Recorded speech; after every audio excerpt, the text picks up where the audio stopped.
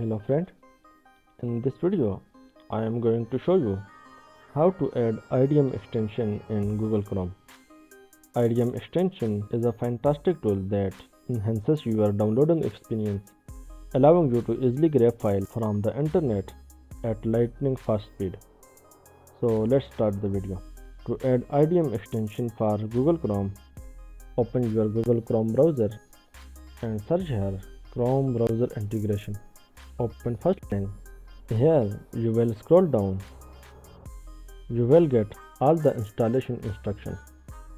If you have already installed it, by using this link to update it. If not installed, click on this download option. IDM integration module, click on add to Chrome and click add extension. After that, click on these three dots and move your cursor on extension and click manage extension and find your IDM integration module and click on detail.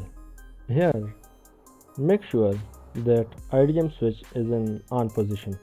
Site access should be on all sites and allowing in incognito should be enabled.